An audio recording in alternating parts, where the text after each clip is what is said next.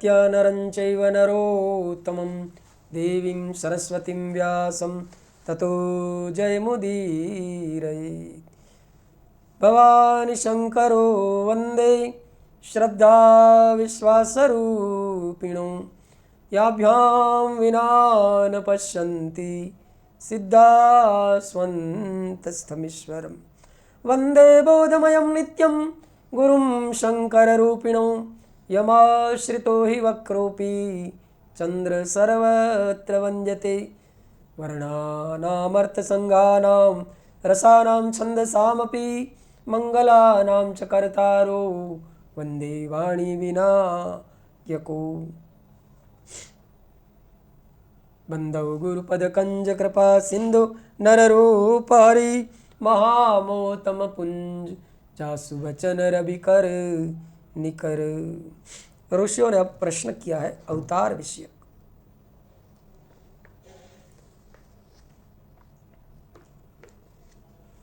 शौनक जी पूछा है कि हे भगवान, हे दया के सागर सुत जी, आप शिव जी के अवतारों का वर्णन कीजिए। सुत जी के मुनियों, शिव जी में मन लगाकर इंद्रियों के वश करके भक्तिपूर्वक शिव जी का अवतार का वर्णन करता हूँ, आप सुनिए। पूर्व काल में इसी बात को सनत कुमार ने नंदीश्वर को पूछा था। देखो, अवतार कथा सुनने का बहुत महात्म्य है। गीता जी में तो साफ कहा है, अजोपि सन्न अव्यात्मा भूतानाम ईश्वरोपि सन् प्रकृतिम स्वामधिष्ठाय संभवाम्यात्मा मायया यदा यदा हि धर्मस्य ग्लानिर्भवति भारत अभ्युत्थानमधर्मस्य तदात्मानं सृजाम्यहं परित्राणाय साधूनां विनाशाय च दुष्कृतां धर्म संस्थापनार्थाय संभवामि युगे युगे। ये मेरा अवतार का रहस्य है। और जो अवतार रहस्य जान लेता है तो वीतराग भय क्रोधा मनमया माम उपासता बहो ज्ञान तपसा पूता मदभाव मागता। मेरे भाव को प्राप्त होता है क्योंकि मेरा जन्म और कर्म दिव्य है। भगवान श्री कृष्ण के जन्म कर्म च मैं दिव्य मेवं यो वेति तत्वतः त्यक्त्वा देहम पुनर्जन्म नैति मामेति सो अर्जुन। और भी साधन में तो कई प्रकार का नियम हो जाता है, लेकिन अवतार कथा सुनने के लिए बस एकाग्रचित होकर श्रवण करें। तो नंदीश्वर कहते, वैसे तो भगवान शिव के शंकर के अनेक अवतार हुए हैं। शिव पुराण में 100 अवतारों का वर्णन है। कितने? 100 पूरे अवतार। यथा योग्य समय पर ये अवतारों का चरित्र का गान होगा। प्रथम सद्योवतार नाम का अवतार है। आरंभ काल में ब्रह्मा जी को ज्ञान प्रदान किया था। इसके बाद 20वां रक्त नाम का कल्प हुआ। ब्रह्मा जी पुत्र कामना की इच्छा से ध्यान किया, तब एक कुमार प्रादुर्भाव हुआ। इन्हें वामदेव कहा जाता है। शिव का अवतार का नाम। शिव जी ने ब्रह्मा जी को वामदेव अवतार लेकर ज्ञान प्रदान किया है। 21वें कल्प में पीतवासा नाम का कल्प हुआ। उसमें भी ब्रह्मा जी सृष्टि का आरंभ काल में पुत्रों की अभिलाषा से ध्यान कर रहे थे। तब कुमार का दर्शन हुआ। तत्पुरुष शिव स्वरूप जानकर उसको प्रणाम किया और तत्पुरुषाय विद्महि महादेवाय धीमहि ये शिव गायत्री का जप किया। इसके बाद पीतवासा कल्प बीत गए। तब एक दूसरा कल्प प्रारंभ हुआ। उस समय ब्रह्मा ने कृष्ण वर्ण वाले कुमार उत्पन्न हुआ देखा। सब काला ही काला पहना हुआ। ब्रह्मा जी ने उसको महात्मा, घोर पराक्रमी, कृष्ण पिंगल वर्ण युक्त अघोर रूपधारी समझकर शिव को प्रणाम किया और अघोर स्वरूप पर ब्रह्म का ध्यान किया और इससे शक्ति पाई और सृष्टि सामर्थ्य किया। इसके बाद ब्रह्मा जी का विश्वरूप नाम के एक प्रसिद्ध कल्प हुआ। उसमें शिव जी का ध्यान कर रहे थे तो भगवान शिव ईशान के रूप में प्रकट हुए और ब्रह्मा को सन्मार्ग का उपदेश दिया। हे नंदीश्वर, इस प्रकार मैंने अवतारों का वर्णन किया। अब भगवान की अष्टमूर्तियों के रूप में वर्णन है। जेवी रीते सूत्र की मणिमाला हो तो इसमें सूत्र ही होता है। मणियों भी सूत्र की और माला भी, धागा भी सूत्र का और पूरी माला भी सूत्र की। तो 8 मूर्ति है भगवान शिव की। शर्व, भव, रुद्र, उग्र, भीम, पशुपति, ईशान और महादेव। वो क्रमश एक एक प्रकृति के कार्य में है।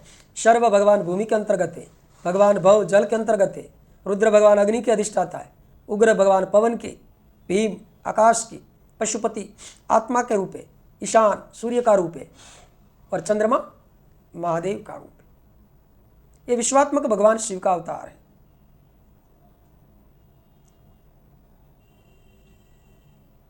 इसके बाद नंदीश्वर कहते, अब मैं अर्धनारीश्वर का वर्णन कर रहा हूं। अवतार ब्रह्मा द्वारा विचित्र रचित हुई प्रजा का जब विस्तार नहीं हुआ तब दुख से व्याकुल हो गए, चिंतित होने लगे। तब आकाशवाणी हुई कि ब्रह्मा जी मैथिन सृष्टि करो। संकल्प सृष्टि विस्तार पामेगी नहीं। तब शिव जी ने निश्चय किया मैथिन सृष्टि के लिए तो स्त्री की आवश्यकता है, वो तुम्हें कर नहीं सका। फिर तप में आराधित हो गए। तब भगवान शिव पार्वती रूप से शक्ति से संयुक्त होकर ब्रह्मा जी के सामने प्रकट हो गए और भगवान ईश्वर ने कहा, हे महाभाग मेरे पुत्र, मैं तुम्हारा मनोरथ को जान गया हूँ। प्रजा की वृद्धि के लिए तुमने तपस्या की है, तुम अच्छित वरदान मांगो। ब्रह्मा जी ने कहा, प्रभु आपने मुझे सृष्टि के लिए उत्पन्न किया। उन्हीं परमात्मा शिव ने आदि में जो प्रजा के लिए मेरे को नियुक्त किया था, मैंने देवता आदि की सृष्टि की, लेकिन सृष्टि वृद्धि नहीं हो रही है। इसलिए अब मैथुन होने वाली सृष्टि करना चाहता हूँ। आप पहले अपने शिव जी के शरीर से शिव स्त्री समुदाय उत्पन्न नहीं किया है, अगले नारी कुल में सर्जन कीजिए। फिर भगवती को कहा, आप जगत की वृद्धि लिए नारी कुल को सामर्थ्य प्रदान कीजिए। और ब्रह्मा जी की मांगनी करने पर देवी परमेश्वर ने ब्रह्मा को वह शक्ति दी और भगवान शिव की परम शक्ति वे शिवा देवी विश्वात्मिका माने स्त्री पुरुषात्मिका हुई और उसने सर्जन किया। और पहले पहले बार भगवती दक्ष पुत्री होने का स्वीकार किया। तो ये नारेश्वर अवतार है, अर्धनारेश्वर। इसके बाद 28 व्यासा अवतार से शिव जी का हर एक कल्प में अलग अलग व्यास हुए और हर एक अवतारों में शिव जी ने अवतार लिया है। अंतिम जो 28वां अभी वर्तमान में चल रहा है द्वापर युग, उसमें स्वयं विष्णु ने व्यास बने थे, कृष्ण द्वीपायन जिनका नाम है। और इस समय ऋषभ नाम से विख्यात हुए भगवान शंकर ने अवतार लिया। योग मार्ग के प्रवर्तक है, व्यास जी को संतुष्ट करने वाले, अनेक प्रकार की लीला करने वाले। इस तरह से 28 अवतार शिव जी का व्यासावतार के रूप में विस्तृत वर्णन किया। और फिर संत कुमार ने पूछा, नंदीश्वर आप भी तो एक महादेव जी का विशिष्ट अंश है, आप किस तरह से प्रकट हुई, किस तरह आप शिवत्व को प्राप्त हुई? शिव और आप में कोई भेद है नहीं, आप क्या अवतार रहस्य मुझको कहिए। तब नंदीश्वर कहते हैं, सनत कुमार सर्वज्ञ सावधानयता शृणु यथाहं च शिवों प्राप्तो महादेवांश जनो मुनि। हे सनत कुमार, अब मैं जिस प्रकार शिव जी से उत्पन्न होकर शिवत्व को प्राप्त हुआ हूँ वो आप सावधानी पूर्वक कह रहा हूँ, आप सुनिए। किसी समय उद्धार के अभिलाषा वाले महर्षि शिलाद ने पितरों ने कहा कि तुम संतान उत्पन्न करो। तब शिलाद ने भक्तिपूर्वक उनका उद्धार करने की इच्छा से पुत्रोत्पत्ति करने का विचार किया। परम धर्मात्मा शिलाद मुनि अधोदृष्टि रख के मुनिवृत्ति धारण करके शिव क्षेत्र गए। शिलाद मुनि स्थिर मन दृढ़व्रत वाला होकर इंद्र के उद्देश्य को भयंकर तप किया। तपोनिरत उनके तप से सर्वदेव प्रभु संतुष्ट हो गए और प्रकट होकर कहा, हे अनग मांगो, क्या चाहिए आपको? तब शिलाद मुनि ने इंद्र को प्रणाम करके आदरपूर्वक स्तुति करके कहा, यदि महाराज देव आप प्रसन्न हो तो योनि जनावर पुत्र की इच्छा करता हूँ। कहा बच्चे पैदा न करने पड़े, अपने आप प्रकट हुए और मरे नहीं तो पैदा करते ही परेशान करता है और मर जाए तब भी। जब शिलाद ने ऐसा मांगा तब शक्र ने कहा, इंद्र ने, कि मैं आपको योनि से उत्पन्न वाला पुत्र तो दे सकता हूँ, मृत्यु जिसको आ जाए वैसा पुत्र तो दे सकता हूँ, पर मृत्युहीन तो कोई है ही नहीं। बोले मैं आपको योनि मृत्यु रहित पुत्र नहीं दे सकता। अरे मैं क्या, ये ऐसा हमारा पुत्र तो ब्रह्मा विष्णु भी नहीं दे सकते। क्यों? कि शिव के शरीर से जो उत्पन्न होते हैं वो तो मरते ही है, सबकी आयु अलग अलग है वेद में। इसलिए हे विप्रवर, मृत्युहीन अयोनिज पुत्र की कामना छोड़ दो और बाकी सामर्थ्य वाला चाहिए तो बोलो। हाँ, एक उपाय बता रहा हूँ, महादेव रुद्र आप पर प्रसन्न हो जाए तो वो अयोनिज पुत्र दे सकते हैं, बाकी कोई नहीं दे सकते। दयालु इंद्र विप्रेंद्र को इस प्रकार कहा और अपने लोक में गए। इंद्र जाने के बाद शिलाद मुनि महादेव की आराधना करने लगे, अपनी तपस्या में निरत हो गए।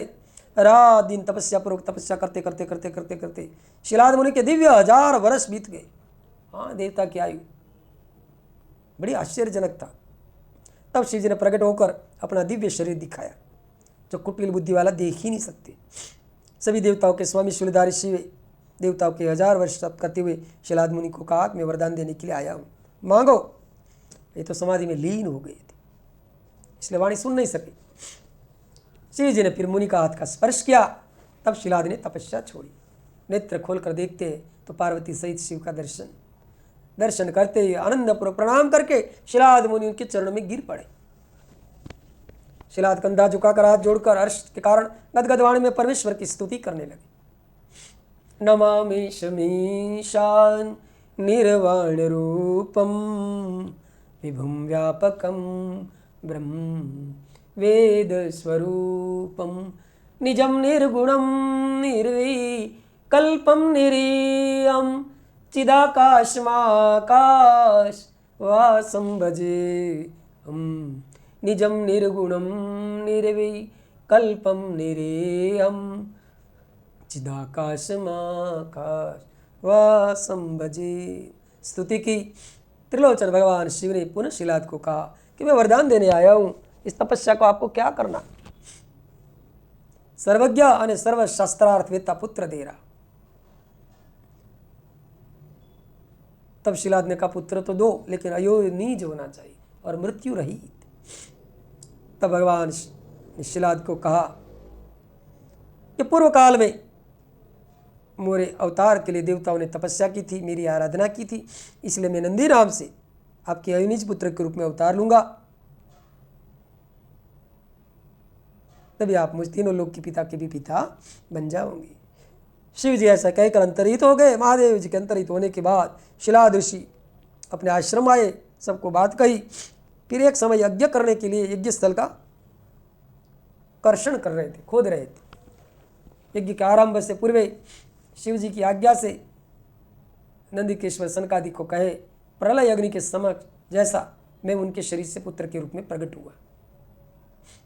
शिलाद मुनि के पुत्र रूप में मेरा अवतरित होने पर पुष्करावर्त आदि में एक वर्षा करने लगे। आकाशचारी किन्नर सिद्ध साध्यगण गाने लगे। ऋषि मुनि चारों तरफ पुष्पों की वृष्टि करने लगे। ब्रह्मा देवगण देवपत्नियां सब प्रसन्नतापूर्वक आए। बहुत बड़ा उत्सव हुआ। सबने मंगल स्तुति की, शिलाद मुनि की प्रशंसा की। उत्तम स्तोत्र से शिव पार्वती की स्तुति करके अपने धाम में गए। महर्षि शिलाद ने भी सूर्य समान, अग्नि के समान कांतिमान, 3 नेत्रों वाला, 4 भुजा वाला, जटामुकुटधारी, त्रिशूलादि शस्त्र धारण किया हुआ, सब प्रकार से प्रणय मुझ नंदीश्वर बालक के रूप में देखकर आनंद से भरकर पहले प्रेम पूर्वक प्रणाम किया। शिलाद ने कहा, हे प्रभु, आपने मेरे को आनंदित कर दिया, इसलिए आज से आपका नाम नंदी होगा। हे आदिदेव, हे प्रभु जगदीश्वर, मैं आपको प्रणाम करता हूं। नंदीश्वर कथा करते हुए कहते, हे सनत कुमार, पिताजी उस महेश्वर को भली भांति प्रणाम करते। फिर मुझे को साथ लेकर पर्णकुटी में गए।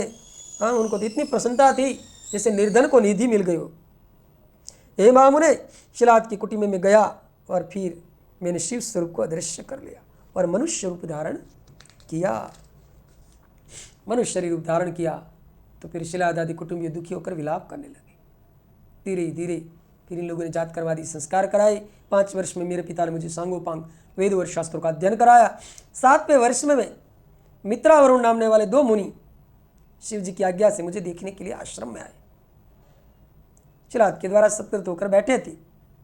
फिर दोनों मुनि ने मेरे को देखकर कहा कि शिलाद जी, आपका पुत्र नंदी जैसे संपूर्ण शास्त्रों में पारंगत, हाँ, मुझे तो अभी तक कहीं भी दिखाई सुना नहीं पड़ता है, लेकिन एक दुख है, बल्कि इनकी आयु अल्प है, अल्पायु है। इस वर्ष से अधिक वो ज़्यादा जिएगा नहीं, इतनी आयुष्य हम देख रहे हैं।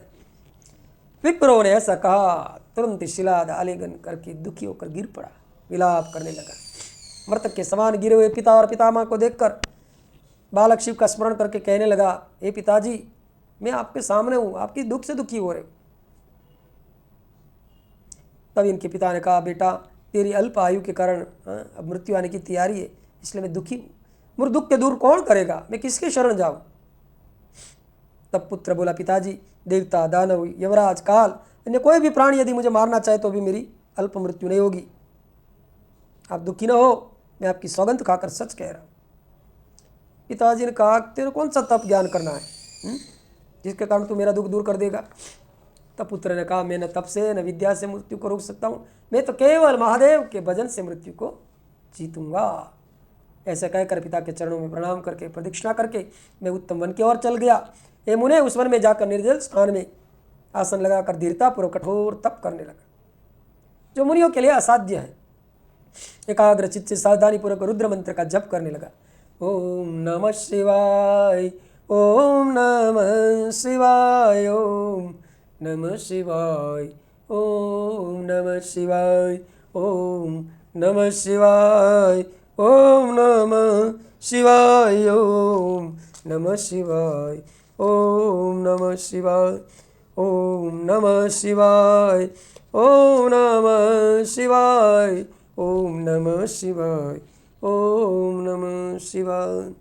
प्रभुं प्राणनाथं विभुं विश्वनाथं जगन्नाथनाथं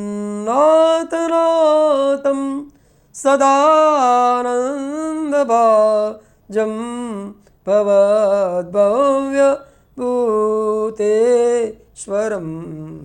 भूतानाथं शिवं शंकरं शंभुमीशानमीडं। रुद्र मंत्र का जप करने लगा। जप में महादेव जी मुझ पर प्रसन्न हुए। जप से स्थित देखकर महादेव जी मुझ पर प्रसन्न हुए और कहा, तपस्या से संतुष्ट होकर वरदान देने के लिए आया, तुम मांगो जो चाहिए। शिव जी का ऐसा कहने पर मैंने सिर झुकाकर उनके चरणों में प्रणाम किया। शोकनाशक विनाशक परमेश्वर की सुंदर स्तुति की। भगवान ने मुझे उठाया और कहा, नंद, तुझे मृत्यु का भय कहाँ? हाँ, मैंने ही दोनों ब्राह्मणों को भेजा था, तुम तो मेरे समान हो। तुम अपने पिता सूर्यदेव सहित अजर अमर दुख रहित और अविनाशी अक्षय और सदा मेरे प्राण प्रिय गणपति होगे। तुम में मेरा समान ही बल होगा। मेरे प्रिय होकर तुम निरंतर मेरे समान निवास करोगे। मेरी कृपा से तो एश नंदी, तुमको जरा जन्म और मृत्यु नहीं होगी। इस प्रकार कहकर शिव जी ने कमल की बनी हुई शिवमाला उठार कर मेरे कंठ में डाली। सनत कुमार ने नंदीश्वर कथा करते हुए कहते, पवित्र माला मेरे गले में पड़ते ही मित्र नेत्र 10 भुजा से युक्त शिव के समान हो गया।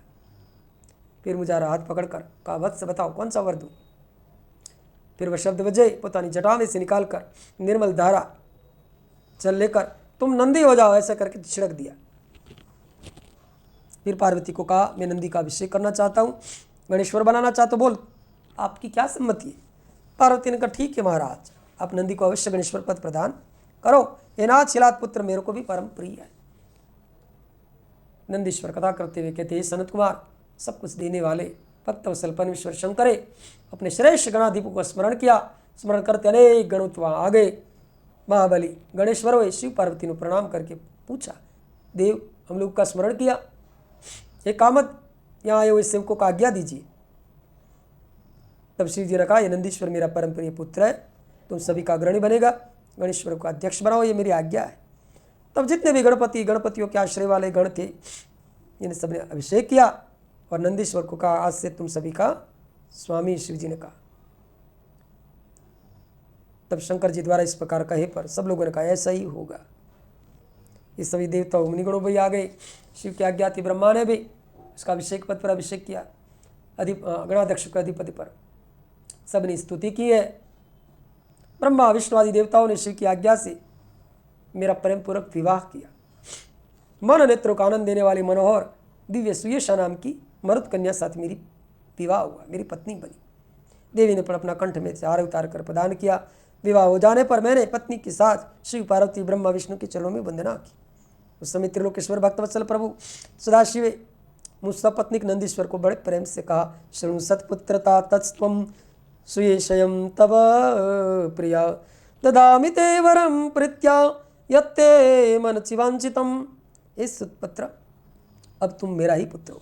ये सुयेशा तुम्हारी पत्नी है, तुम्हारे में जो भी अभिलाषा हो मैं प्रदान करूँगा। हे गणेश्वर, मैं पार्वती सहित तुम पर संतुष्ट हूँ। तुम अपने पिता पितामह के साथ मेरे प्रिय विशिष्टक परमेश्वर युक्त महाबली होंगे।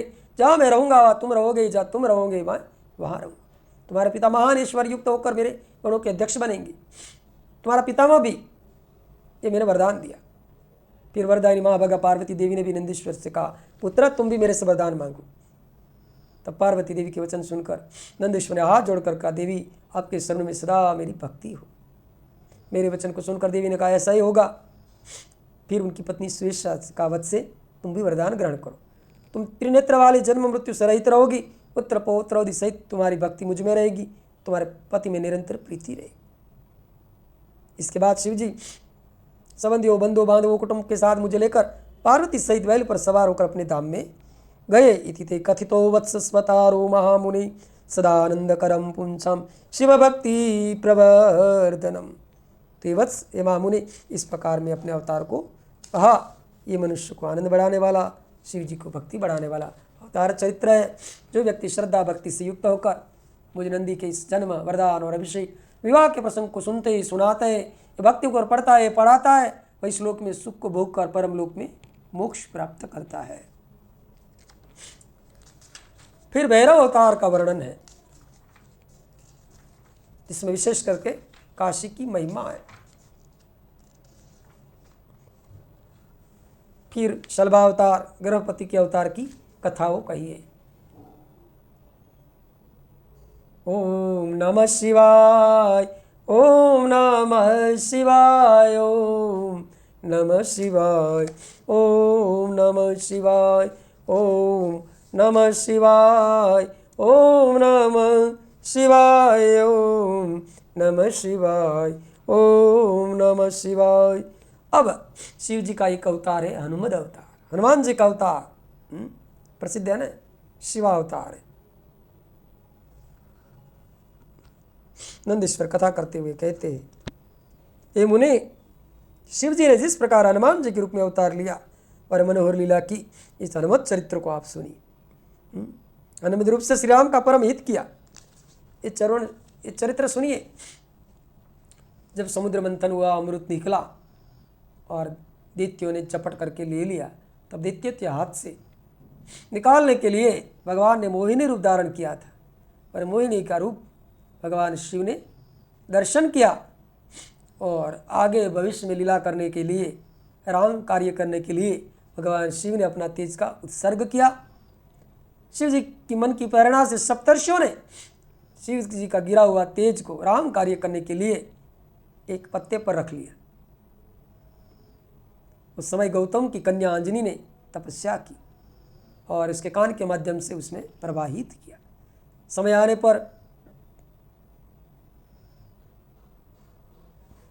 अंजनी के वहाँ वानर रूप शरीर वाला हनुमान जी के रूप में शिव जी प्रकट हुए। बोलो हनुमान जी महाराज की जय। और उसी समय कहते बाल रूप में भी कितना बल था। बाल समय रवि बक्ष लियो तब नहीं लोक भयो अंधियारो, वो नहीं जानत है जग में कपि संकट मोचन, नाम तिहारो संकट मोचन नाम तिहारो। हनुमान जी जब शिशु थे तब कहते प्रातःकाल उदय होते ही सूर्य को फल समझकर निगल गए थे। फिर देवताओं ने प्रार्थना की, सूर्य को उगल दिया। महाबली शिवावतार जानकर देवताओं ने, ऋषियों ने उत्तम वरदान दिया है। तत्पश्चात हनुमान जी माँ के पास आए, सब बात कही। माता की आज्ञा से नित्य प्रति सूर्य के पास जाकर धैर्यशाली हनुमान जी बिना यत्न के सारी विद्याओं पढ़ ली और सूर्य की आज्ञा से दक्षिणा के रूप में सूर्य के अंश से उत्पन्न हुआ सुग्रीव के पास गए। सुग्रीव अपने बड़े भाई वाली, जिनकी पत्नी का हरण कर लिया था, सूर्य की पत्नी का हरण हुआ था, इससे तिरस्कृत हुआ वाली द्वारा और ऋषिमुख पर्वत पर हनुमान जी के साथ रहने लगा। तब से वह सुग्रीव की मंत्री हो गई। शिव जी के अंश से उत्पन्न परम बुद्धिमान कपिश्रेष्ठ हनुमान जी सुग्रीव का हित किया। उस समय भाई लक्ष्मण के साथ राम जी आए। अपहरण की उपपत्नी वाले दुखी राम के साथ हनुमान जी ने मित्रता कराई। रामचंद्र जी ने भाई की स्त्री के साथ रमण करने वाले महापापी एवं अपने को वीर मानने वाले कपिराज वाली का वध किया। ये सब विस्तार से कथा रामचरितमानस आदि ग्रंथों में, रामायणों में है, इसलिए मैं इसका विस्तार नहीं कर रहा। तात वानेश्वर हनुमान रामचंद्र की आज्ञा से बहुत से वानरों के साथ सीता जी की खोज में गए। सीता जी को लंका में विद्यमान जानकर कपीश्वर दूसरे के द्वारा न लांग जा सकने वाला समुद्र को बड़ी शीघ्रता से लांग कर वहां गए। फिर उन्होंने वहां पराक्रम युक्त अद्भुत कार्य किया। जानकी को प्रीतिपूर्वक अपने प्रभु का उत्तम चिन्ह माने मुद्रिका प्रदान की। जानकी के प्राणों की रक्षा करने वाले राम वृतांत सुनाकर और वीर वानर नायक ने शीघ्र ही उनके शोक को दूर किया। उन्हें रावण की शोक वाटिका उजाड़ कर बहुत से राक्षस का वध कर दिया। फिर सीता से स्मरण चिन्ह लेकर रामचंद्र जी के पास लौट आए। उस समय महालीला करने वाले उन्होंने अत्यंत निर्भय होकर रावण के पुत्र और अनेक राक्षस को मारकर लंका में महान उपद्रव किया। महाबलशाली रावण ने तेल से सने हुए वस्त्रों को इनकी पूंछ में लपेट कर आग लगा दी। हाँ, ये तो महादेव के अंश से प्रकट हुए थे। हनुमान जी ने कुदाकुद करके आग की लंका को जला दिया। विभीषण को घर को छोड़कर सारी लंका को जलाकर समुद्र में कूद पड़े। पूछ बुझाई खोई श्रम। फिर समुद्र के दूसरे किनारे आए, राम जी से मिले। सुंदर वेग वाले कपिश्रेष्ठ हनुमान जी ने शीघ्रतापूर्वक राम जी के नजीक जाकर सीता जी की चूड़ामणि प्रदान की।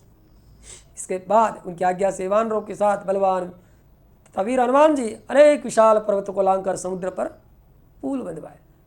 तब पार जाने वाले की कामना वाले हनुमान श्री रामचंद्र जी शिवलिंग की स्थापना की। पूज्यतम शिव जी को प्रसन्न किया, विजय का वरदान प्राप्त किया। फिर समुद्र को पार करके वानरों के साथ लंका को घेर कर राक्षसों के साथ युद्ध किया।